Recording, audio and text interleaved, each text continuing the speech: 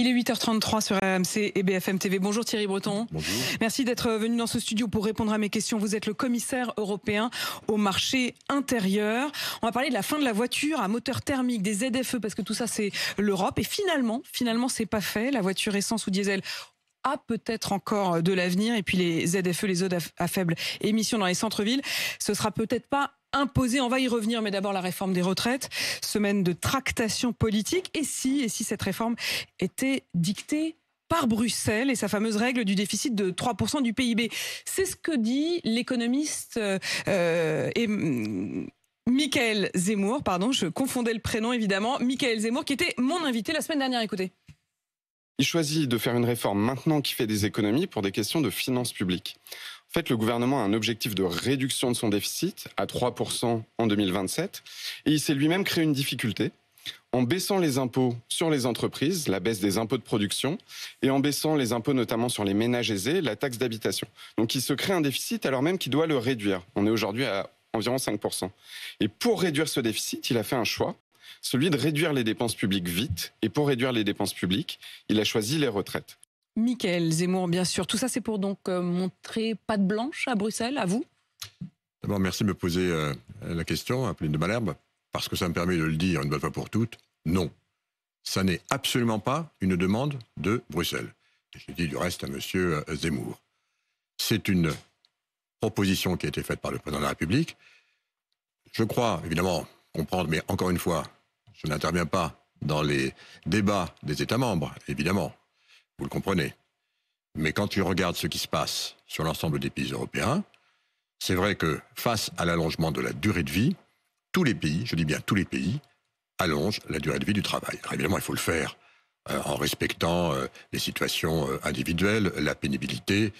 Mais enfin, l'Allemagne va passer à 67 ans, la Belgique de 65 à 66, l'Italie à 67, l'Espagne avec le gouvernement socialiste de Pedro Sanchez à 67 ans. Donc tous les pays aujourd'hui sont dans une logique de rallongement, évidemment en accompagnement de la durée du travail, parce que, pour deux raisons, si vous me permettez. Allez-y Thierry Breton. La première, c'est évidemment l'allongement de la durée de vie, qui est une très bonne nouvelle. Évidemment, en tenant compte des situations individuelles, je l'ai dit.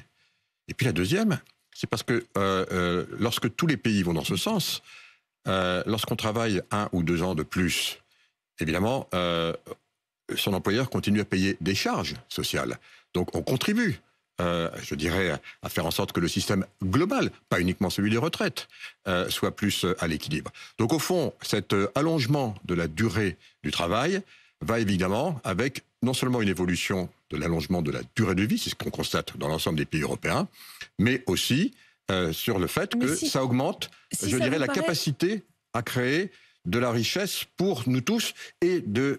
Parce que, vous voyez, j'ouvre juste cette parenthèse, et je ne porte aucun jugement sur ce qui se passe en France, vous le comprenez. Enfin, vous portez je dis uniquement, jugement, enfin, je dis ce qui se passe au niveau européen. Votre camp. Oui, mais parce qu'encore une fois, c'est vrai que les années Mitterrand...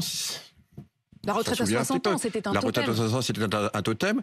Ça a été financé par de la dette. Je rappelle qu'à l'époque, on avait très peu de dettes. Aujourd'hui, on a 3 000 milliards de dettes. Je ne dis pas que cette dette, elle a été entièrement consacrée à rembourser le fait du passage de 65 ans à 60, mais c'est la baisse de productivité et de compétitivité de la nation. Sur laquelle on vit à crédit. C'est une sorte de réhabilitation budgétaire. Pour vous, l'objectif, c'est quand même aussi une rigueur budgétaire. Je dis, en ce qui concerne l'ensemble des pays européens, c'est s'adapter, se remettre au niveau de ce qui se passe par rapport à l'évolution tendancielle. Mais ce qui est quand même frappant pour chaque État. Maintenant, je le redis très clairement, il n'est absolument pas question de dire que c'est pour faire plaisir à Bruxelles. C'est pas Bruxelles qui le demande. Ce sont les États membres qui prennent ces décisions. Ils sont libres de le faire. Et c'est ce qu'a voulu faire la France, si j'ai bien compris. Mais si ça paraît si naturel, comme vous le dites, c'est-à-dire quand vous regardez, comme vous nous venez de le faire, vous nous citez l'Allemagne, l'Italie, tous les pays, pas compliqué, tous les pays européens. Oui. Tous les pays, voilà, vous le dites comme ça, tous les pays. Oui. Tous les pays ont augmenté. Pourquoi la France ne le fait pas? Pourquoi en France ça bloque? Quel regard vous portez là-dessus, vous qui avez justement ce regard global? Encore une fois, je n'ai pas à le faire. Je dis, et vraiment, pardonnez-moi, mais je ne rentre pas dans cette discussion-là. Oui, vous avez une sorte de devoir de réserve. Vous êtes français, mais vous n'êtes pas le commissaire français. Je suis commissaire européen. Je vous livre aujourd'hui la vision européenne. À charge ensuite, pour ceux qui nous écoutent, d'en tirer les conséquences, les leçons qu'ils voudront bien en tirer. Ce qui veut dire que si la réforme ne passait pas, Bruxelles ne s'en mêlerait pas. Non, absolument pas. Absolument pas. Il y a ensuite, par ailleurs, parce que M. Zemmour, à l'instant, fait une relation entre les déficits et la réforme de la retraite, c'est peut-être un peu osé, puisqu'encore une fois, il n'y a aucun impact sur les déficits de cette année par rapport à cette réforme. Or, ce dont on va discuter, l'équilibre en 2030. ce dont on va discuter dans les mois qui viennent, c'est évidemment les déficits excessifs par rapport aux 3%. Mais cela dit, et ça, sur on la va règle en des 3%, rediscuter.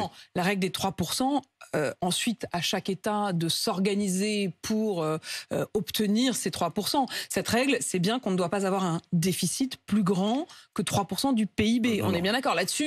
La règle reste la même. La règle, c'est qu'on doit avoir des budgets à l'équilibre. Parce que dès qu'on a un déficit, c'est de la dette pour les enfants.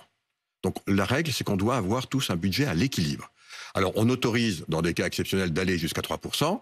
C'est ça, la règle. Et quand on a des crises, j'allais presque dire systémiques, et absolument, c'est la définition d'une crise, de reste non prévue, comme par exemple celle du Covid ou la crise de l'énergie. Alors là, on peut s'exonérer effectivement de cette limite des 3%. Mais maintenant, on re-rentre effectivement dans une normalité, parce que je le redis, derrière ces 3 000 milliards de dettes pour la France, il va falloir évidemment les rembourser. Aussi le sentiment que quand on voulait vraiment trouver de l'argent, on pouvait. C'est-à-dire que comme vous le dites à l'instant, Thierry Breton, vous dites, OK, la règle, c'est les 3%. Mais bon, quand il y a vraiment une urgence, comme il y a pu y avoir avec le Covid, eh ben, tant pis, on allonge la facture. Alors pourquoi on le fait pour le Covid et pas pour le reste ? Je dis pas ça. Je dis pas, mais bon, on peut s'arranger. Non, je dis pas ça. Non, c'est juste, ça c'est vrai que c'est ma formule. Voilà. Moi, ce que je dis, c'est que qui dit déficit, dit dette. Qui dit dette, dit remboursement au moins des intérêts de la dette, avec aujourd'hui des taux d'intérêt qui sont à 2,5%, il n'est pas impossible qu'ils montent à 3%, peut-être même un peu plus, on le sait. Ça veut dire, encore une fois, que vous appliquez ça sur les 3 000 milliards de dettes, vous imaginez les montants qu'il va falloir rembourser. Ça va devenir, évidemment, rapidement le premier budget de l'État. C'est autant d'argent qu'on n'aura pas pour l'école, pour la santé, pour la défense. Et donc, il faut évidemment se contraindre. C'est tout ce que je dis. C'est tout. C'est uniquement de la bonne gestion. Je comprends parfaitement, Thierry Breton. Et l'argent ne tombe pas du ciel. L'argent ne tombe pas du ciel. Votre discours est le même que celui du gouvernement. L'argent ne tombe pas du ciel. Et l'argent que l'on emprunte, c'est pas les contribuables, c'est les enfants qui vont devoir le payer. Thierry Breton, est-ce que la voiture à moteur thermique, c'est vraiment terminé en 2035, comme ça avait été annoncé? L'Allemagne, finalement, ne signe pas cette demande européenne. Est-ce que ça veut dire que le moteur à essence ou à diesel a encore de l'avenir? Alors, il y a plusieurs choses dans la question. D'abord, il faut bien s'arrêter une seconde. Allez-y, parce que c'est une question très importante. Il y a beaucoup de gens qui nous écoutent, sur notre démocratie européenne, qui repose d'abord sur le choix du peuple qui est représenté par les députés européens qui siègent au Parlement, et l'ensemble des États au sein du Conseil. Il y a une proposition qui a été faite, qui était un arrêt à 2035. Vous savez, moi je plaidais plutôt pour 2040. Je trouvais que c'était un peu court, 2035. Il n'en demeure pas moins que le Parlement a voté avec des amendements l'arrêt des moteurs thermiques en 2035, et le Conseil européen aussi, avec quelques conditions du reste. Il y avait une demande de l'Allemagne qui était que l'on puisse réintégrer les moteurs thermiques à carburant de synthèse. Bon. Ça a été donc voté. Ensuite... Tout le monde s'était mis d'accord. Attendez, ça ne marche pas comme ça. Le Parlement et le Conseil votent. Il y a un trilogue. Donc on va à ce moment-là, c'est comme les commissions mixtes paritaires. C'est ce que j'allais dire. On a tous en tête la commission mixte paritaire. C'est le même qui fait la synthèse de nos deux instances, les deux co-législateurs. Et après, chacun doit revoter pour voir que ça corresponde bien. Le Parlement l'a fait. Avec beaucoup, du reste, pas la majorité. Il y a eu certes la majorité, mais on pensait qu'il y aurait plus de votants. Et le Conseil, il doit voter. Il y a aujourd'hui un certain nombre d'éléments qui, visiblement, pour l'Allemagne, ne semblent pas avoir été conformes à ce qu'elle espérait ou les engagements qui avaient peut-être été pris, notamment sur les véhicules à moteur thermique à carburant de synthèse. Donc, ils sont en train de discuter. Je sais que l'Italie discute et dans le même sens. Je crois que la Pologne également, la Tchéquie.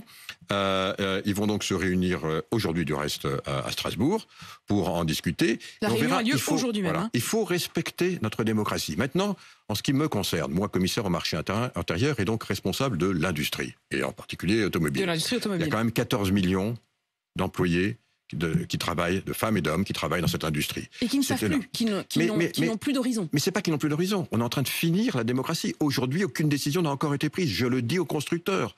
Attendez que la démocratie ait achevé son cheminement pour pouvoir prendre les décisions. Je n'ai pas arrêté de leur dire qu'il s'agisse... Parce qu'ils disent oui, mais on ne sait pas s'il faut qu'on arrête de produire des voitures thermiques. Je leur ai dit, gardez pour l'instant les deux.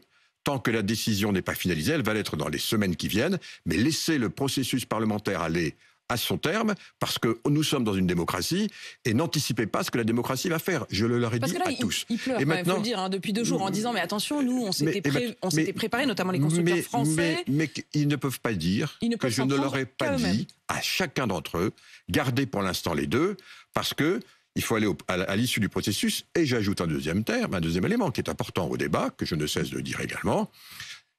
Si effectivement on va à la fin des moteurs thermiques en 2035, ce qui a été évidemment le sentiment que vous souhaitez et le Parlement et le Conseil sous certaines réserves, avant donc ces éléments du trilogue, eh bien, ça ne veut pas dire pour autant la fin des moteurs thermiques sur la planète. Enfin, c'est du bon sens. En Afrique, il y aura quand même 2,5 milliards d'habitants en 2050. Il est évident qu'on ne va pas avoir des moteurs électriques partout parce qu'il n'y a juste pas d'électricité. Il y a la moitié de la population africaine qui n'a, hélas, et c'est un drame, je suis assez surprise. Mais je le dis depuis 10 mois. Je suis assez surprise parce que on a quand même eu véritablement le sentiment qu'en 2035, c'était fini. Et d'ailleurs, vous vous adressez aux constructeurs automobiles, mais vous pourriez aussi vous adresser aux propriétaires de voitures, tout simplement, à tous les Français qui sont propriétaires d'une voiture, qui se disent, qui n'osaient plus forcément changer de voiture, qui attendaient les décisions avant de décider s'ils passaient ou non à l'électrique, qui sont peut-être propriétaires d'une voiture essence, qui se disent, je vais plus pouvoir la revendre. Nous sommes au terme du processus. Attendez encore quelques jours. Et en fait, vous nous dites rien n'est fait. Non. Je dis qu'encore une fois, les 2035, on travaille sur 2035. La voiture thermique, je viens de vous dire et je le redis, ne me faites pas dire ce que je n'ai pas dit. Je dis qu'à partir du moment où en 2035, on aura, et on va y aboutir, la question c'est de savoir est-ce qu'on va intégrer ou pas les moteurs thermiques à carburant de synthèse. C'est ça qui est en discussion. Ça voudrait dire c'est ça qui est en discussion aujourd'hui. Le moteur serait le même, mais il faudrait non plus de l'essence ou du diesel. Mais pour le reste, en dehors de l'Europe, c'est ce que je dis, nous sommes 440 millions d'habitants sur une planète de bientôt 9 milliards d'habitants. Ils vont pas tous passer à l'électrique en même temps, que ce soit en Afrique, que ce soit en Amérique du Sud, que ce soit en Inde. Ce qui intéresse ceux qui nous écoutent, c'est de savoir si en effet leur voiture va plus rien valoir à l'Argus, bien entendu, ou si elle a encore un avenir, mais de toute façon, passer à l'électrique. Encore une fois, je vous le redis, la fin des moteurs thermiques pour l'Europe, c'est engagé, on est en train de finaliser la date, et il y aura du reste une date de revoyure en 2026, comme vous le savez, parce qu'il faut bien voir derrière tout ce qu'il y a à faire, mais je le redis, en 2050... en particulier, oui, c'est ma demande, mais on est en route. J'ai créé une structure qu'on a appelée Route 35, où tous les acteurs se rejoignent maintenant et on se rencontre tous les 3 mois pour voir les progrès, où on en est sur l'électrification, les bornes, etc. Ce que je dis, c'est qu'en 2050, il y aura en gros encore 70% des véhicules sur la planète qui seront thermiques parce que, hors d'Europe encore une fois, parce que les autres pays n'évoluent pas à la même vitesse que nous sur l'électrification, et je souhaite que l'industrie automobile européenne continue à être exportatrice nette de voitures évidemment électrique, mais aussi de voitures thermiques. Je serais patronne d'une grosse industrie automobile. Je vous dirais, c'est sympa, mais je ne veux pas faire des voitures uniquement pour l'exportation. Je ne pourrais plus vendre en Europe. Alors que le plus gros marché... Ah bon? Parce que vous pensez... Ah bon? Ils ne pourront plus les vendre en Europe. Mais l'Europe, c'est 440 millions d'habitants. Le reste du monde, c'est 8,5 milliards. Et les marchés vont être gigantesques. Qu'est-ce que vous croyez que les Chinois sont en train de faire? Plus. Non, mais il y a aussi même quasiment un problème moral. C'est-à-dire que vous dites, pour nous, non, on ne veut plus parce que ça pollue, mais par contre, on va les vendre ailleurs. Parce que nous sommes en train de travailler sur des normes qui font qu'on va de plus en plus fabriquer des voitures à moteur thermique à très faible émission de CO2. Il faut bien que les autres pays... Il faut bien... Mais c'est ce qu'on fait. Il faut bien que l'ensemble de la planète puisse évoluer évidemment vers le zéro CO2, mais à son rythme. Il est évident... c'est complexe, vous êtes d'accord? C'est très complexe, et c'est très complexe aussi de passer un continent comme le continent européen Mais est-ce qu'on s'est pas un petit peu trompé? Est-ce qu'on n'a pas mis un peu la charrue? Eh bien, nous allons voir, puisqu'encore une fois, c'est la raison pour laquelle j'ai créé ce groupe Route 35, avec tous les acteurs. On a la volonté, évidemment, d'être prêt en 2035. On fera tout pour. Vous pensez bien. On a une clause de rendez-vous en 2026. C'est pas pour rien. On se bat, évidemment, pour tenir 2035, parce qu'on pense que c'est bon pour la planète, c'est bon pour l'Europe, c'est bon pour l'économie. Mais évidemment, il faut qu'on fasse le point en permanence. Et puis, je le redis, et pour conclure, si vous me permettez là-dessus, c'est une bonne chose que nous ayons ceci en Europe. Il faut, et moi j'appelle de mes voeux, l'ensemble des constructeurs pour qu'ils continuent à servir la globalité du marché, parce que ce marché va continuer à être porteur aussi bien sur les thermiques les plus propres possibles en dehors d'Europe que sur l'électrique. Et précisément, Thierry Breton, vous disiez, il n'y a pas de l'électricité partout. Alors, il y en a évidemment en Europe, mais avec les tensions qu'on a connues, non seulement les tensions sur la capacité de production, mais aussi sur les prix, vous allez enfin, j'allais dire, réformer le marché de l'électricité, dont on a l'impression que ça fait 1 an que, entre l'Allemagne et la France notamment, il n'y a pas du tout la même vision sur l'impact du prix réel à la facture. Alors c'est un sujet évidemment qui est très complexe parce qu'on ne peut pas le faire comme ça en un claquement de doigts. Il y a autant d'experts de marché de l'électricité que de solutions, me semble-t-il, ces derniers temps. Il y a d'abord, évidemment, sur les consommateurs, il faut avoir d'abord la disponibilité de l'énergie, donc l'interconnexion est extrêmement importante. On a vu du reste que ça a été très utile au cours de l'hiver qui se termine bientôt, parce que, la solidarité. heureusement, mais la solidarité et donc l'interconnexion. Parce que la solidarité sans interconnexion, ça sert à rien quand on parle d'électricité. Et donc, on le sait, la France a été pendant longtemps exportateur net. On a eu des problèmes sur les centrales nucléaires qu'on connaît en France. Dieu soit loué, maintenant c'est en train de s'arranger, et notamment sous l'impulsion de Luc Rémont. Il n'en demeure pas moins que l'Allemagne a permis à la France de faire face en exportant de l'électricité pour que la France puisse faire face aux problèmes conjoncturels que nous avons connus. Donc, cette interconnexion, elle va continuer. C'est très important qu'on ait justement cette fluidité du marché de l'électricité. Comment va être fixé le Eh prix? vous allez le voir, c'est cette semaine qu'on va l'annoncer. Je ne peux pas vous en dire plus aujourd'hui, mais je voulais vous dire d'abord, ce qui est très important, ça c'est le premier objectif, qu'on limite le plus près possible les coûts pour le consommateur, comme ça a été demandé à juste titre. Et puis il y a une deuxième dimension. Évidemment, qu'on encourage de plus en plus la création d'énergie qui soit de l'énergie décarbonée avec les énergies renouvelables, c'est très important, donc il faut qu'on intègre ça dans l'équation. Et enfin, le troisième point, c'est que pour les grands consommateurs d'électricité, il faut avoir des contrats à long terme qui se rapprochent le plus des coûts réels de production. Et c'est quelque chose aussi qui sera proposé, qui était très demandé, je crois, par les grands consommateurs, effectivement, pour qu'on soit compétitif au niveau industriel en Europe. Thierry Breton, vous le disiez, vous êtes aussi en charge de l'industrie. L'industrie, c'est aussi l'industrie de guerre, avec ce problème que l'on a réalisé à nouveau, après l'avoir peut-être un peu oublié, qui est que nous sommes dépendants sur la question des munitions. Alors c'est le cas de la France, mais d'autres pays également, notamment les petites munitions. Est-ce que, dans ce contexte de guerre en Ukraine, vous allez réussir à renverser la tendance et à rendre l'Europe souveraine sur la question de la fabrication de ces munitions? D'abord, c'est un sujet qui concerne, j'allais dire, le monde entier, en tout cas le monde occidental. C'est vrai que... Enfin, pas l'Amérique, l'Amérique n'a pas renoncé, enfin a beaucoup moins renoncé que nous à fabriquer détrompez-vous, l'Amérique est encore en moins bon état que l'Europe sur la fabrication de ces munitions. On parle, pour les experts, d'obus de 155. On en fabrique plus, heureusement, en Europe qu'aux États-Unis. Mais il n'en demeure pas moins que, effectivement, ce type d'armement, ce type de munitions est essentiellement dédié à ce qu'on appelle les guerres de haute intensité. C'est vrai que personne n'avait imaginé le retour de guerres de haute intensité tel qu'on l'a vu aujourd'hui, en particulier en Europe. Maintenant, il faut donc aller très vite, parce que, je le répète, et on le sait, la guerre en Ukraine, cette guerre voulue par Vladimir Poutine, tragique à bien des égards, elle se traduit maintenant par une guerre, je vais dire, un peu de tranchée, de face à face. Et c'est évidemment qui envoie le plus de munitions d'un côté ou de l'autre. Les Ukrainiens sont dépendants, évidemment, de leurs partenaires, de nous, pour livrer ces munitions. Donc, il y a 3 éléments qui vont être mis en place très vite, parce que c'est une urgence absolue. On s'est réunis du reste pas plus tard que la semaine dernière à Stockholm avec l'ensemble des ministres de la Défense et le haut représentant Joseph Borrell, moi-même, donc pour précisément voir ce que nous allions faire. 3 choses.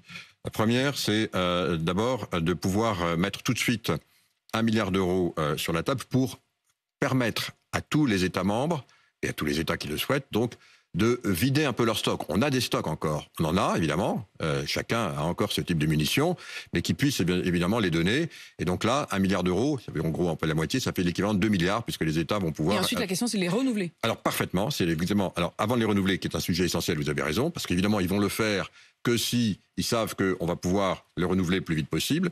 Deuxième élément, il faut aussi acheter des capacités en plus, notamment à l'industrie. Donc là, il y a de nouveau 1 milliard d'euros qui est mis sur la table, qui peut en faire 2. Ça fait en gros entre 2 et 4 milliards. C'est très important et ça pourrait répondre aux besoins de l'Ukraine. Mais, et c'est le troisième point, encore faut-il que l'industrie soit capable de les produire.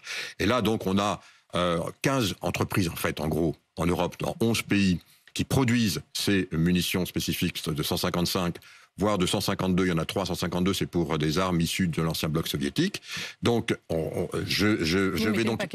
va maintenant faire, et je vais les voir, j'y commence cette semaine, je vais en Bulgarie, en Slovéquie, on va donc faire en sorte qu'ils puissent maintenant augmenter très très vite la production. On va mettre aussi de l'argent pour les inciter à le faire, augmenter notre outil industriel pour répondre très vite aux besoins. Une vraie industrie européenne de l'armement. En tout cas, de plus en plus structurée par rapport aux demandes qui sont les nôtres aujourd'hui. Et puis aussi, pour être de plus en plus autonome, vous savez que c'est mon combat. Thierry Breton, commissaire européen au marché intérieur. Merci d'avoir répondu à mes questions. 8h54 sur RMC BFM TV.